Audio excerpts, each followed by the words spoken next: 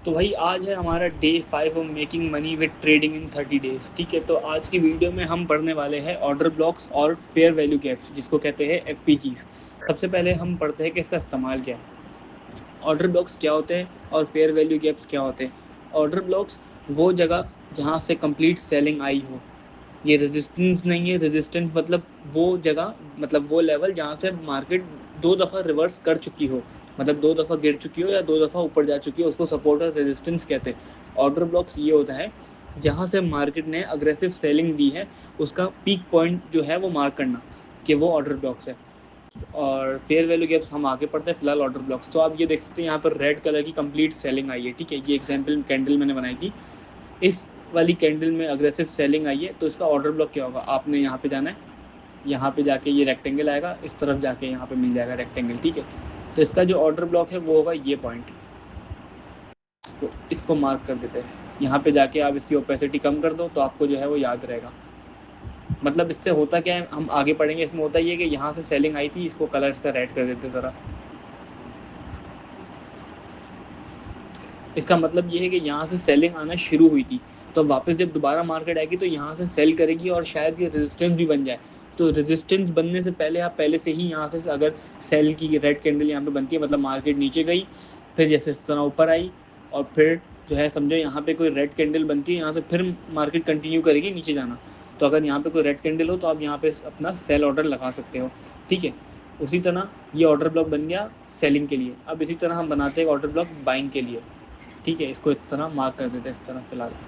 इस तरह भी बन सकता है, और सेलिंग का ऑर्डर ब्लॉक इस तरह भी आप बना सकते हो। इसकी जो कैंडल है ना, ये जो इसकी विग है, यहाँ से ऊपर और इसकी विग तक, यहाँ तक आप बना सकते हो सेलिंग का ऑर्डर ब्लॉक। ठीक है, और बाइंग का ऑर्डर ब्लॉक कैसे बनेगा, फिर से आपने रेक्टेंगल पे जाना है।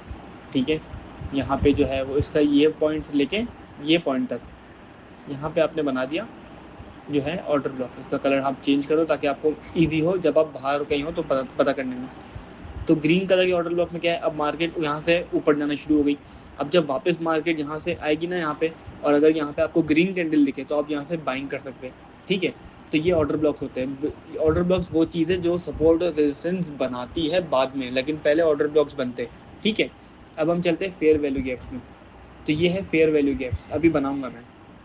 फेयर वैल्यू गैप्स क्या होते हैं, तीन कैंडल, जिस ऐसी तीन कैंडल जिसमें अग्रेसिव सेलिंग या अग्रेसिव बाइंग हुई हो, उसके बीच का थ्रेशोल्ड विक्स के अकॉर्डिंग। कैसे, हम यहाँ पे गए, ठीक है, हमने यहाँ पे मैंने बनाया हुआ है वाइट एफ बॉक्स। तो मैंने क्या किया, इस कैंडल से स्टार्ट किया और इस कैंडल तक गया मैं, ये जो इसकी विग है ना, और इसको मैंने आगे कर दिया। ठीक है, तो ये बन गया एफ फेयर वैल्यू गैप। ये ऐसा लेवल है जहाँ से मार्केट टैप करके फिर से कंटिन्यू सेल ऑफ कर सकती है, अगर ये रेड कैंडल पे आपने बनाया है। अगर ये बाइंग का होता है, मतलब इस तरह, अगर ये बाइंग का है तो मार्केट क्या होगा, यहाँ से ऊपर जाएगी फिर नीचे आएगी, और इस जगह पे टैप करके ग्रीन कैंडल बनाएगी, तो आप फिर से यहाँ से बाई की जो है पोजीशन आप बना सकते हो। तो ये हो गया फेयर वैल्यू गैप्स और ऑर्डर ब्लॉक्स। अब हम चलते हैं लाइव चार्ट पे और बनाते हैं ऑर्डर ब्लॉक्स, और देखते क्या ये वर्क करते हैं कि नहीं करते, और हम साथ में बनाएंगे एफ। तो आ जाओ लाइव चार्ट पे। भाई तो आ गए हम लाइव चार्ट के अंदर। ठीक है, तो अब हमने एज्यूम ये करना है कि मार्केट यहाँ से ओपन हुई है इस वाले वैल्यू से। ठीक है, यहाँ से पीछे का आगे का सब भूल जाओ। तो हम मार्केट को यहाँ से कंटिन्यू करेंगे। मैं एक लाइन बना देता हूँ इस लाइन के आगे से। ठीक है, तो समझो यहाँ से मार्केट ने सेलिंग शो करी इस तरफ से, तो आपने क्या किया, आपने जो है यहाँ पे बना दिया अपना सेल का ऑर्डर ब्लॉक। ये बन गया सेल का ऑर्डर ब्लॉक। ठीक है, मैंने क्या बताया कि आपने क्या करना है, आपने सेल का ऑर्डर ब्लॉक कैसे बनाना है। ये जो रेड कैंडल है, ये रही गई, ये रेड कैंडल जो है, इसके ऊपर की जो लाइन है विक, जिसको विक कहते हैं, वहाँ से आपने स्टार्ट किया, और आपने जो है वो जो है हल्का सा थोड़ा सा नीचे ले जाओ, अपने हिसाब से विक्स तक भी ले जा सकते हो, लेकिन जो है चलो यहाँ तक भी ले जाओ, कोई मसला नहीं है। ये बन गया सेल का ऑर्डर ब्लॉक। अब हमने क्या देखा, मार्केट यहाँ से सेल हुई, ठीक है, इधर गई, फिर ऊपर गई। अब यहाँ पे हमने देखा रेड कैंडल बन रही है। ठीक है, जैसे कि मैंने आपको बताया, इसमें और टाइम फ्रेम कम करना होता है। फिर आपने छोटे टाइम फ्रेम में देखा, यहाँ पर रेड कैंडल बन रही है, आपने यहाँ से सेल लिया, आपका टारगेट यहाँ तक होना चाहिए। मैं आपको लेके दिखा देता हूँ सेल। आपने यहाँ से सेल लिया, उल्टा ले लिया हमने, इसका ओपेसिटी कम करके सेल लिया आपने, इसका आपने स्टॉप लॉस यहाँ पे रखा, टारगेट आपने यहाँ पे रखा। तो आप देखो एक ही 2 3 5 मिनट के अंदर आपका टारगेट हिट हो गया। फिर वापस मार्केट आई सेल पे, जैसे ही यहाँ पे आई आपने फिर से एक और सेल एंट्री ली, ठीक है। इस तरह आपने स्टॉप लॉस रखा हाई तक, टारगेट रखा लो तक, ये जो है बन गया आपका टारगेट, इजी टारगेट बन गया वापस। और फिर यहाँ से आपने बाय लिया, फिर इस तरह ऊपर भी जाएगा। तो जो है ये सेल का हो गया ऑर्डर ब्लॉक। बाय का ऑर्डर ब्लॉक प्रॉपर नहीं बना था, जो बाय का ऑर्डर ब्लॉक बना के दिखाता हूँ मैं आपको, तभी इशू कर रहा है ये। इस लाइन को भी हटाते, अब हम बनाएंगे बाय का ऑर्डर ब्लॉक। बाय का ऑर्डर ब्लॉक ये रहा असल वाला, तो ये बन गया। यहाँ से देखो ये बना ना बाय का ऑर्डर ब्लॉक। अब जब मार्केट यहाँ पे आएगी, यहाँ से आप बाय ले सकते हो, फिर आई फिर बाय, इस तरह आगे जो है वो जब सेलिंग पे मार्केट आपने सेल किया, अब जब ये टूटेगा, जैसे ये टूट गया, तो मार्केट इस पर वापस टैप करेगी। हमें उस टैप का वेट करना होता है। फिलहाल तो नहीं किया, लेकिन टैप करती है। अब ये जो है वो सेल का ऑर्डर ब्लॉक था, अब ये बाय का ऑर्डर ब्लॉक बन जाएगा। इस तरह आपने जो है वो टाइम फ्रेम चेंज करते जाना है। समझो हम 1 आवर पे जाएंगे,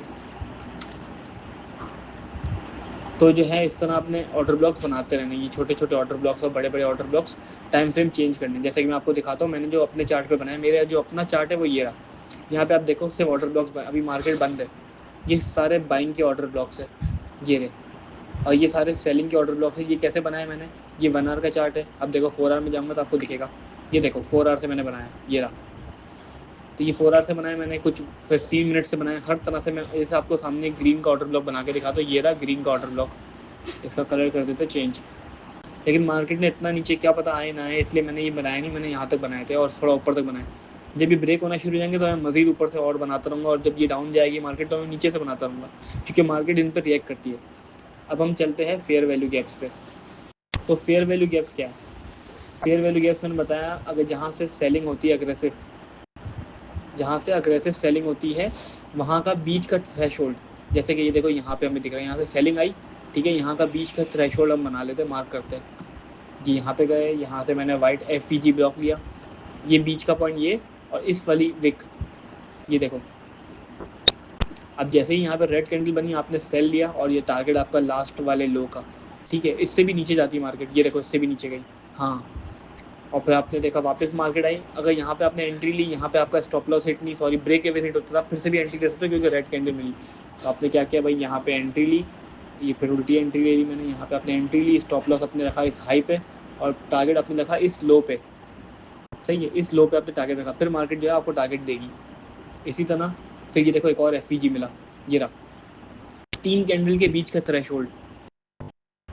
तो ये 3 कैंडल के बीच का थ्रेशोल्ड, पहली दफ़ा आपने वो मार्केट ने दिया इतना टारगेट, फिर वापस यहाँ पे आ गई, फिर यहाँ पे फिर रेड कैंडल बनी, फिर देखो इतना नीचे गई, फिर वापस यहाँ पे आई, फिर नीचे गई। तो ये फेयर वैल्यू गैप्स बहुत काम के होते हैं। अच्छा, बाइंग के फेयर वैल्यू गैप्स देखने के लिए आपको सपोर्ट पे जाना पड़ेगा, आप रेजिस्टेंस से बाइंग के फेयर वैल्यू गैप्स पे मत जाना, तो आप जो है वो इशू करेगा आपको। अब ये देखो, ये बाइंग का फेयर वैल्यू गैप इस वाले कैंडल से इस वाली कैंडल तक, और ये देखो मार्क भी किया, तो ये यहाँ से ऊपर भी गया, ज़्यादा ऊपर नहीं है क्योंकि ये सपोर्ट पे नहीं है, ये जो है रेजिस्टेंस के फेयर वैल्यू गैप्स है, तो इसलिए जो है मोस्टली सेलिंग दिखाएंगे। आपने सपोर्ट वाले देखना, आपने सपोर्ट वाले हम देखते हैं ज़रा पीछे जाके। अब देखो जैसे एक यहाँ पे है, छोटा है लेकिन दिख रहा है मुझे, ये कैंडल पे और इस कैंडल का जो है फेयर वैल्यू गैप बना दिया हमने।